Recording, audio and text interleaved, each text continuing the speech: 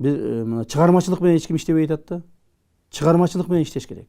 Ошол келген министрлигиңде, ошол келген өзүңдүн бир мекемеңде, ишканаңда ошого бир өзгөртүү киргизейин. Ошону бир алдыга сүрөйүн. Ошонун результаттарын бир мындай жакшыраак жыйынтыктарын чыгарайын деген бир иш аракеттерди кылыш керек да. Анан министр болуп шайланып, папканы көтөрүп, машинеге отуруп, жумушка барып келип, бир адамды иштен алып коюп, бир адамды ишке коюп, анан кийин да совещаниеге барып коюп, келип коюп, айлыкты алып коюп, мен министр болдум деп отурган менен, ушуну менен мамлекетибиз өнүкпөй атат. Ар бир министр, ар бир мамлекеттик кызматкер отурган ордун акташ керек. Министрдин кылган ишинин натыйжасы болбосо, аны жөн эле жумуштан кетирбей, жоопко тартыш керек. Мен бир нерсени айтайын, мына мени калп айттырбайт.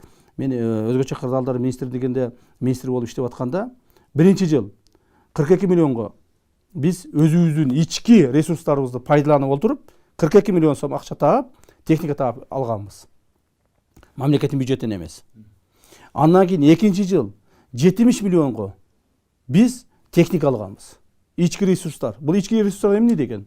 Бул деген мына өзгөчө кырдаалдар министрлигине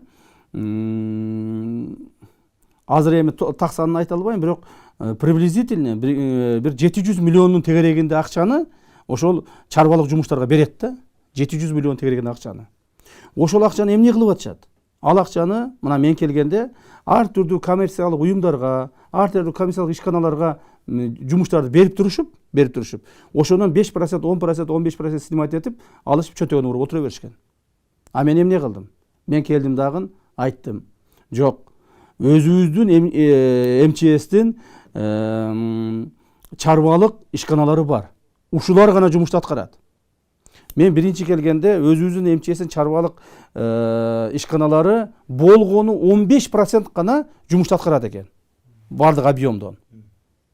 А мен кетип атканда МЧСтин чарбалык ишканалары 95% жумушту аткарып калган. Демек, башка бирөөлөр иштеп, таап, взяткасын берип, алып кетип аткан акчанын бардыгы МЧСтин өзүндө калып аткан. Ошондо МЧСтин чарбалык баягы ишканаларына мен айттым эле. Тапкан кирешеңердин 10%-ын мына банкка жыйнайсыңар. Банкка жыйнайсыңар деп отуруп, биринчи жылы 42 миллион топтодук. Буган бир нече техника алдык. Экинчи жылы 70 миллион топтодук. Өзүбүздүн эле бюджеттин акчасынан. Башка бирөөлөр иштеп таап кетип аткан нерсени өзүбүз иштеп таап атабыз. Буга 70 миллионго техника алдык. МЧС кадимкидей 2 жылда өзгөчөлөнүп калды. Кадимкидей 2 жылда техникасы болуп, өзүнүн ишканалары болуп, жанданып, адамдар иштеп, тим эле укму сонун болуп калды. Порядок болуп калды. Тим более бул ишканалардын бардыгын мамлекеттик органдар контроль этип турат. Так, мына ошондой бир мындай жаңычылык киргизип туруп иштеш керек да. Мына ошондо гана өнүгө алабыз. Анан кийин жанагыдай болуп эле орунду эле олтура берген менен өзгөрбөйт эч нерсе.